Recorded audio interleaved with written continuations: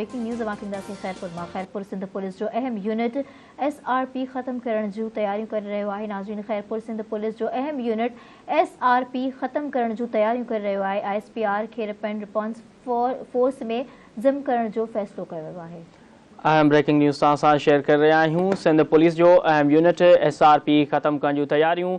SRP खे rapid response force में gym करण जो फ़ैसिलो। SRP जा बेसिस बिल्डिंग, हथियार, गाॾियूं ऐं ॿिया असासा रैपिड रिस्पॉन्स फोर्स हवाले करण लाइ लेटर जारी कयो वियो आहे। IG ऑफिस मां जारी थियल लेटर में DIG अरफज खे SRP जे ख़ात्मे जो मुकमल रिपोर्ट ॾियण जो हुकुम ॾिनो वियो आहे। SRP ख़त्म थियण बाद एहलकारनि खे थाणनि ते ड्यूटियूं कराई वेंदियूं। पुलिस ज़रिया आहिनि। SRP पुलिस खे उन करे रखियो वेंदो हुयो जिते बि पुलिस जी ज़रूरत पवे त इस्तेमालु करे सघिजे।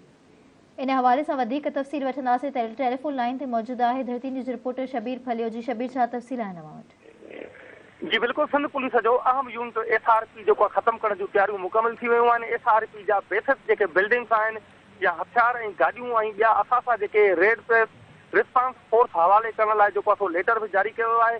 IG ऑफिस मां जारी थियल लेटर में DIG RRS खे हुकुम जी तामीलात करे रिपोर्ट ॾियण जो हुकुम बि ॾिनो वियो आहे। तव्हांखे ॿुधायां SRP ख़त्म थियण सां पुलिस एहलकारनि खे थाणनि ते जेके ड्यूटियूं करायूं वेंदियूं ऐं SRP पुलिस खे उन करे रखियो वेंदो हुयो त जिते बि पुलिस जी ज़रूरत पवे त उन्हनि खे उते इस्तेमालु करे सघिजे। जी शबीर, तव्हांजी वॾी महिरबानी तफ़सील खां आगाह करण लाइ।